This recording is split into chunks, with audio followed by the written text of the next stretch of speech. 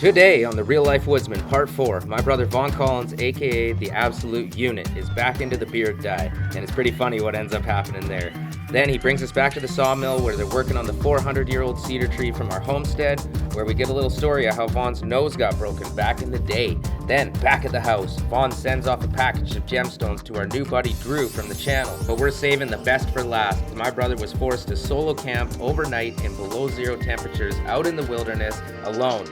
And thank God he had his camera with him so we can see it all unfold. We gotta get some food into this guy. Tons of entertainment ahead. Let's get it started right now. Oh. Must be gas.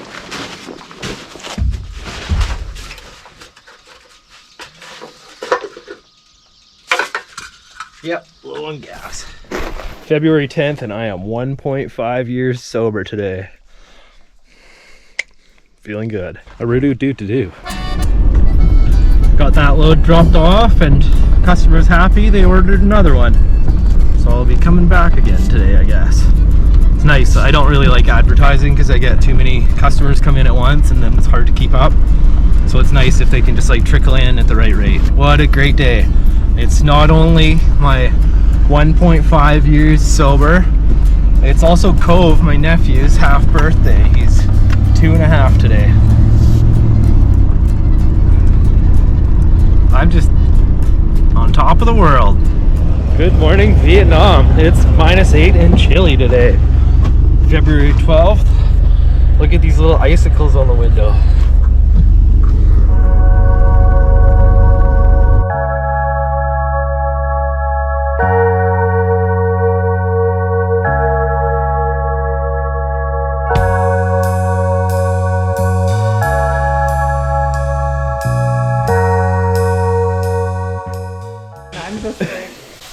She says, I can't do it again. So the instructions say 5 minutes on the beard stuff, but what they really mean is 10 minutes. But what they don't mean is 30 minutes. I think I'm gonna have to shave this one off, but I might leave it for a day or two. Christina was bugging me that I missed like little patches in here and there. Oh, I got it this time. Oh, you got it. Blackbeard strikes again. This is still like my first package. Like I'm still on the Your first and only. No. It's with great sadness I have to say. How do I say this?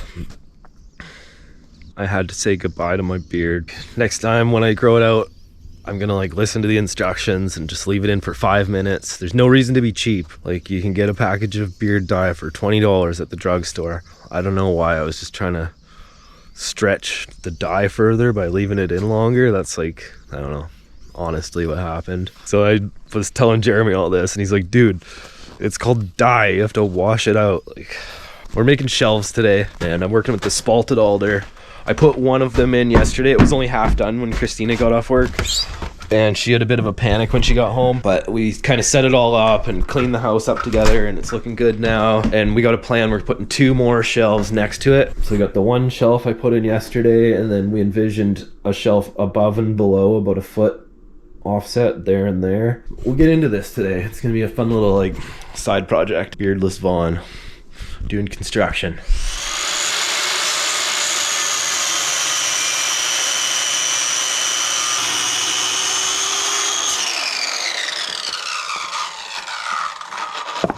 It's so much easier with a skill saw than a chainsaw, and the cuts are more square. What do you know?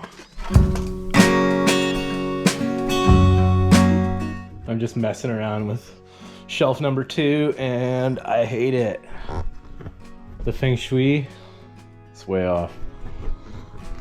See, you gotta hit the studs with these guys, and the studs just aren't in the greatest place. I could go there and there, and it'd be more symmetrical, but I still think it would look really stupid. And now I'm getting into the rest of the living room because kind of just like everything's off. It's definitely not anyone's fault. And to be honest, like making things look good, like I might try to like make a piece of wood look good, but where to put it, that is not my forte. I'm gonna try to do my best here today and just have like the house like a little nicer for when Christina gets home. But I've worked myself into like another corner now, and I'm kind of like moving all the electronics around, and this is make or break, folks. I'm gonna be in the doghouse again, I know it. I'm pretty satisfied, but we'll see what the missus thinks. Got 1 shelf, 2 shelf, and I kind of just stuck with that. I'm not gonna put another one above it. I moved the TV from in front of the window into the corner where it used to be, and kind of got rid of some of the clutter. I think it does look better in here, and it just needs a little bit more tiddling up to make it look like real good. But we'll see what Christina thinks. I'll get the camera out when she gets home from work. Okay, let's see what she thinks. Okay, bad idea number 1, doing hidden camera on your girlfriend. Bad idea number 2, doing anything to agitate her when she's getting home from work. Here we go, get your popcorn, roll the tape.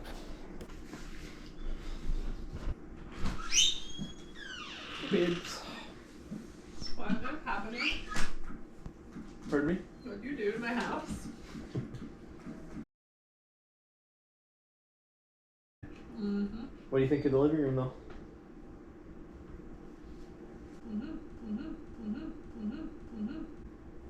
Well, there's the evidence. She approves.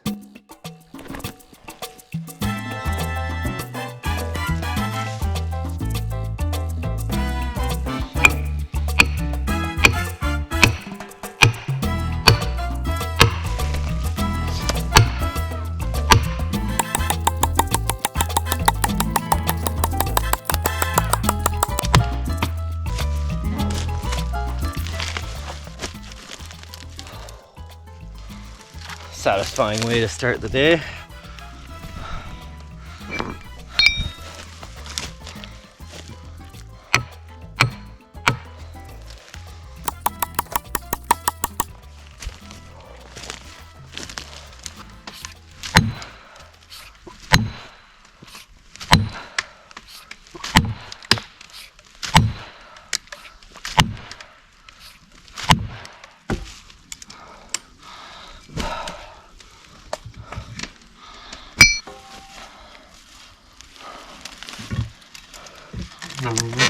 Nope.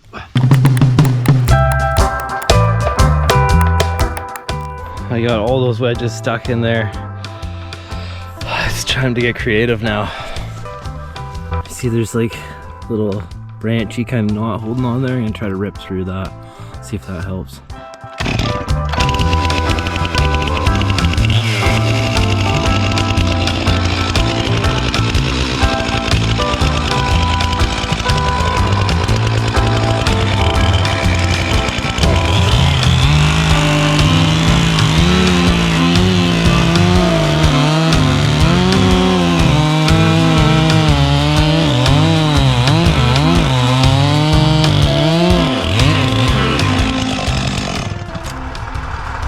Well, it didn't hurt. I saw everything move as I got through there.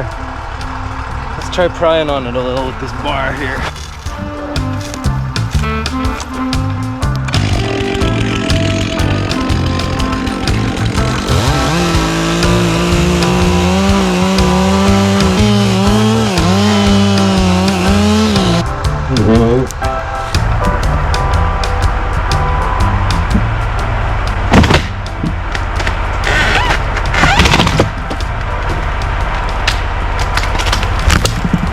Now we got 2 nice pretty logs.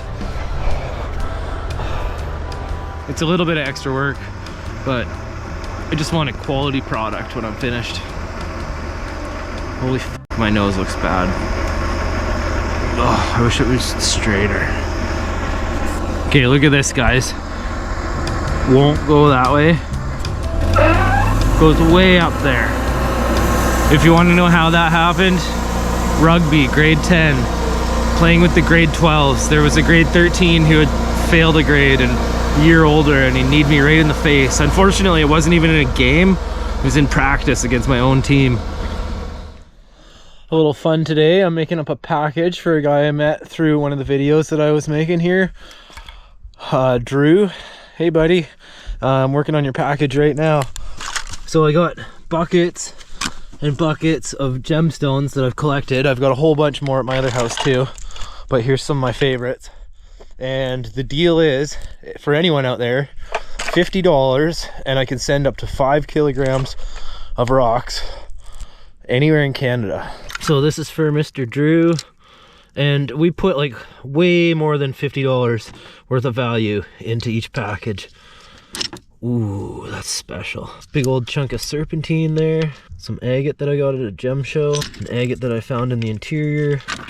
Some peacock. Here's all the goodies you can get in 5 kilograms. It's well over $100 worth of rocks if you go to a gem store. And half of that goes into mailing and only half of it goes in my pocket. So you're really getting a good deal there. Here's some 150 to 200 million year old fossils. You got little clams in there and ammonites. Big old chunk of serpentine, some garnet slabs, Chinese writing stone, cool porphyr, agates, fun little jaspers. Yeah, so if anybody out there wants one of these packages, hit me in the comments and we'll correspond and I'll pick out a special one just for you. Well, we're coming down the steep slippery hill to the beach. I'm kind of stoked. We're at Petroglyph on the south end and the tide's nice and out and there's gonna be lots of cool beach rocks down here. So I was just chatting with my neighbor who decided to drive down to the same beach at the same time as me. It was kind of funny coincidence, and he was telling me about the petroglyphs. Gary was just telling me, he's like, have you seen the two lovers? And I was like, well, I don't know what you're talking about. He's like, oh, go over this other direction and hunt for it. So we'll put that on the old checklist of things to do. We're doing our usual, me and Christina, trying to see who can find the best flower stone. Here's my first flower stone. I think I'm gonna leave that one though. We try to do better than that. What'd you find here? I don't know. Look at that. That's a type of porphyr, so it's the same family as a flower stone. What the heck is this? It almost looks like an agate, but agates don't grow around here. This is a cool rock. I'm curious what this one is. It's a weird one. We'll just turn it back over since there's stuff living on it. What is that? Definitely stands out. That's the thing. It's one of a kind, like a dinosaur egg. There's no other rocks like that.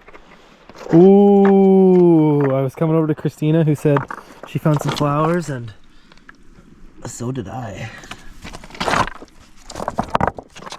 Oh, they're only on the visible part and then they just disappear. I'm not bringing that home. I thought the whole rock was going to be like that. How is this not impressing you? It's perfect. I'm putting it in my pocket. You can put it wherever you feel. Christina wins this round. Sometimes the basalt gets some like quartz in it with some feldspar and it gets all cool looking like that. I think this one's coming back to the garden. So we put our rocks down right here and I didn't even realize it till we walked past, but the petroglyph is actually like 5 feet away from us. They're kind of hard to see because it's been so many years of waves beating against them. I'll try to catch the right angle here. Oh wow, you can see that really good on the camera there. This one is some kind of a fish. You can see its upper and back fin and an eye there.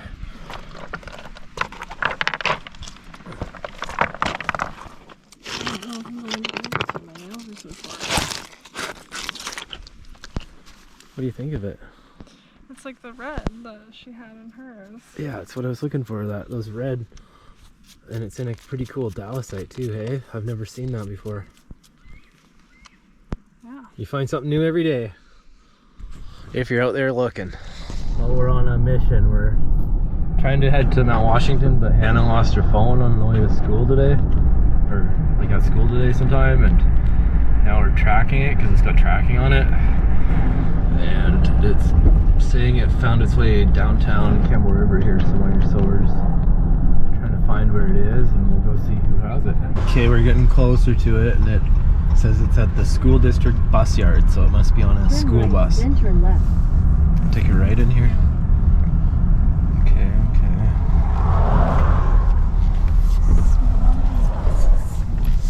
That's a lot of buses. Turn left. Then your destination will be on the right.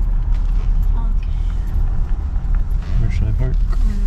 Your I know my destination bus is on is the right. bus 4, so it will say number 4 on it.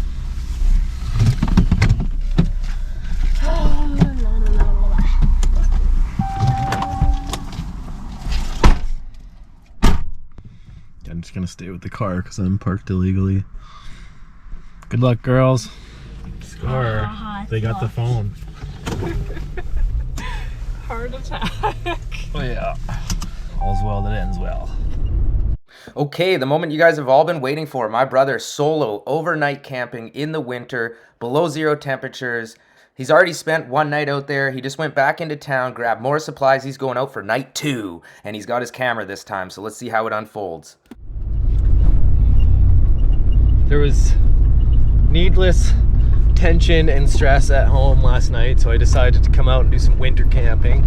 And I'm just coming back. I did a little town trip. I got supplies for the day, and I decided I'm going to spend another night out here for the enjoyment of it, just because I love it. I'm here at the top of Craigie Creek, the bike trail I built, and there's about 6 inches of snow. It's kind of silly that I'm here, because if I was on the other side of the island, there's no snow, but I came out here for the snow. I got my chainsaw. There's a bunch of wood piles out here I can cut into and get some firewood. Got myself the tent in the back. I slept in the back seat last night. That was pretty cramped. Molly got the front seat. But yeah, we're gonna take a couple hours this morning and get a nice camp set up and just enjoy today. That's what it's all about. Well, I scrounged up pretty much anything I could find nice and quick. I pride myself on just using the materials that I have at hand. Here's a lumber tarp to kind of keep the tent separated from the snow. I found this thing just sitting in the shed. I was like, oh, well, extra padding. I think it's from the underside of a hood of one of my vehicles maybe, or like out of a boat or something. That's gonna offer a little padding. And then I do have a tent and a foamy that I'll put on top of that. One thing I'm noticing as I'm setting everything up, the tent is missing its fly. Okay, the tent fly. It's supposed to rain tonight. Like, I gotta be honest, if I forgot my tent fly in a situation like this, I would be panicking. It's supposed to start really raining tomorrow, so I might have to pull one of those tarps out from underneath. I do have this tarp over here as well, but it's only 4 feet wide. You kind of want a little overlap on the edges. I'm gonna get a fire going and set up my chair and try to melt some snow, make a little place to keep warm. I grabbed a few groceries on the way out here. What did I get? A couple of dark matter beers. That's a good beer there. My recommendation. A dirty old pork chop. Some chocolate milk, which is gonna hugely clash with the beer. Sun chips. And this is my favorite. Egg salad sandwich on like whole grain bread or whatever. Yum. Just got a thing for that egg salad. But here's the kicker. I got a box for free, and you guys might not know this trick, but it might be hard to see on the camera there. This is a wax box, and these things burn like crazy. So that's my fire starter, and I cheated, brought a little wood from home. It's gonna help me dry out some other wood if I want to get more wood. I got my chainsaw out here. I'm gonna play around a little bit and try to make a little wood pile. But I wanted some wood to get it started, and that waxy box is the key for like starting fires around here. Us islanders, we know you grab those wax boxes when you can.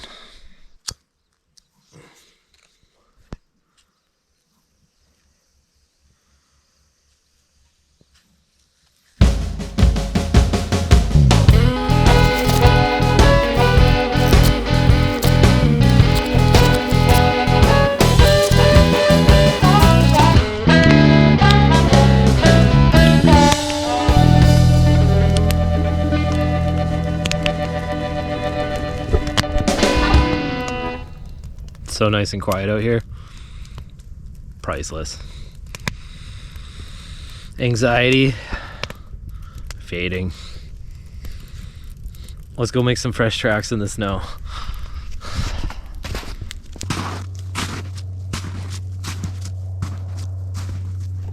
There's been a different animal here. This is before Molly. What do you think it was?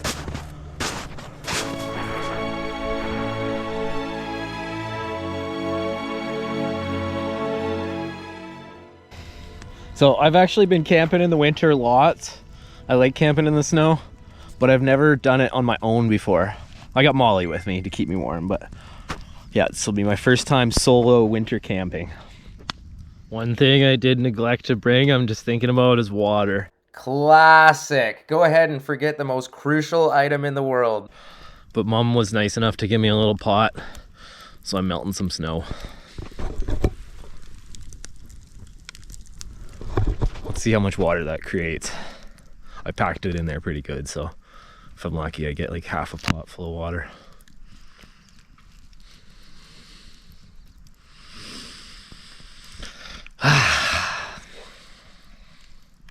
Well, the fire's getting low. Got a nice little ring starting to dry up around it. And I'm gonna go try to find some more wood for the daytime. And I got a bunch of wood in the truck, which I'm gonna use for nighttime, so I'm not messing around. But I want to get a nice big fire going today. And I did see a downed tree just up the road a little ways, so on the way in here, I'm gonna go back there and cut into it a bit, see if I can find some dry wood. It was a hemlock, I think, so it's not the greatest wood, but we got the fire going already, so I'll just split into it. There'll be dry middle. Okay. Okay, what I'm seeing is good here. It is a hemlock. Let me give you a little rundown on what I look for as the real life woodsman. When you got your hemlock, lots of times they're rotten when they're down on the ground. To determine how good the tree is, you look for these really, really fine branches, and that means it's got good wood in it. And so after about half a year or a year, all this really fine stuff will be gone, and then you'll just have the thicker parts of the branches. And then after another year, all these thicker parts of the branches will be pretty much all eroded and falling off, and you'll know that the wood's complete junk. So I think there's gonna be some decent wood in the middle of that log. I'll chop a few pieces and find out. Let's see if this cold saw will fire up. It's been a few days since I was using it last.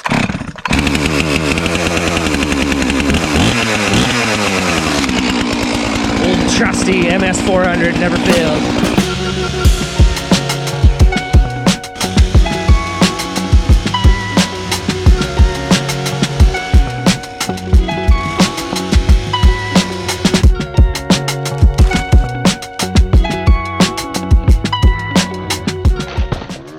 Half dry hemlock. I was tasked by Jaron, that's Jeremy and Aaron, my brother and his wife, to make a chair. I was like, what should I do while I'm out here? Give me some ideas. And he replied and he's like, make a chair. Aaron says make a chair. So I cut this one a couple inches longer. And there's my chair. Now what I think they meant was maybe something a little more intricate, but they don't know me, I'm a simple guy. Boom, chair. Okay, on the list of things that I forgot, toilet paper. Okay, some people will be shook if they didn't have toilet paper. Now, I do have secret weapon, old man's beard. This morning, I had to resort to using a snowball. Come on, Molly, Molly! Okay, I'm seeing some dangly moss in there, but I'm looking for a good little horde of it. I'm just walking down the bike trail, kind of reminiscing. I named this one, it goes off of Rio, it's called Here's Heaven. That's what I'm talking about. Oh yeah, baby. These are the finer things in life. This is the scraggliest little amount. It's getting a little quiet out here.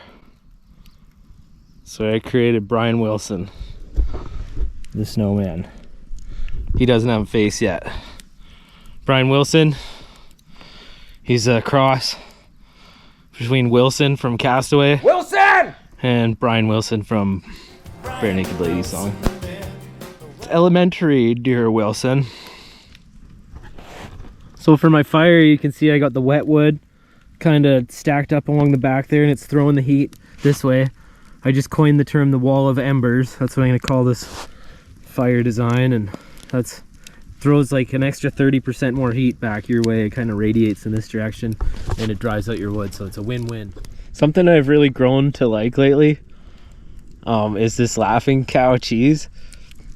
My girlfriend buys it for the kids and I kind of got addicted to it, so I bought like a 3 stack tall pack for like $10 a couple weeks ago, and it's actually lasting pretty good. I was just thinking, what if it didn't come in these little individual packets? If it was just like a brick of cheese, ooh, that would be dangerous. Okay, here's a good question Brian just asked me. What would I be doing differently right now if I were on the show alone?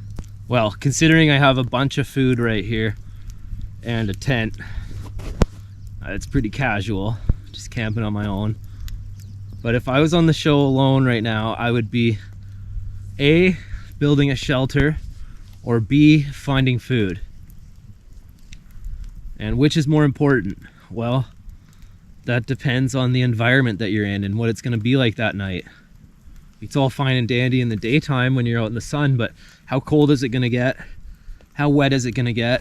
And how protected from the elements do you need to be? It's always better safe than sorry. As far as which one's right to be working on shelter or food, I would say both. And there's no wrong answer. Don't spend too much energy making a big fancy shelter before you've locked down your food supply. Out here, like where I am right now, I'd be hooped. I'd be relying on Molly to go catch me a squirrel or digging up earthworms. There's no fruit or berries.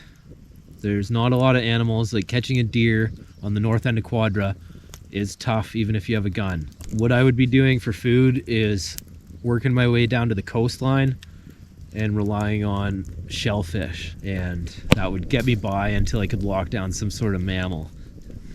What do you think, Wilson? You're looking a little rough, buddy. We gotta get some food into this guy. Molly's just not into talking today. Come here, buddy. Come on, hop. She doesn't want to interview. You can tell it's winter here. It's 2 p.m. and the sun's getting low. That was a nice little hurrah while it lasted. Brian Wilson is becoming less and less my friend as he's made of ice and snow, and I'm making friends with the fire now. I should probably cut some more wood before it actually starts to get dark out, just in case. I want to have a little extra. I don't feel like running out of wood tonight.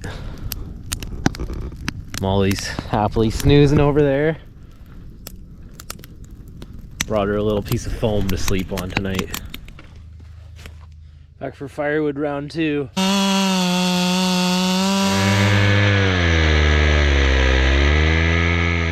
Oh, brr. I just laid down, had a nice little afternoon nap. We're getting low battery signals here at 5 p.m. It's just too cold for the batteries, it's saying. Not too cold for me though. I got this big wall of wood here, the wall of embers. Just reflecting all that heat on me. It's actually super cooking. I had a little nap there for a bit. Woke up, I was kind of cold.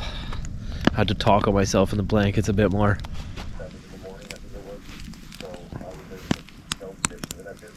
It's pretty out here. Sun just set completely now. And I'm just watching the first stars come out. See if I can pick a few out. There one is. I wish upon the star tonight. Not much to wish for when you got everything already. Life's pretty good. Running out of batteries though. I'll save a little bit for the morning. Oh, this night is going on forever. Oh, a little hole in my tent here where the poly isn't covering, so I got a wet spot on the blanket here. Oh, that was a long night. Enjoyable though. I actually had a good dream. I usually never have good dreams. There's my little morning update. Jeremy's been so kind as to offer me his cabin to stay in, so I think I'm gonna retreat back there and dry my stuff out today. Well, got my site all packed up. It's 8 in the morning.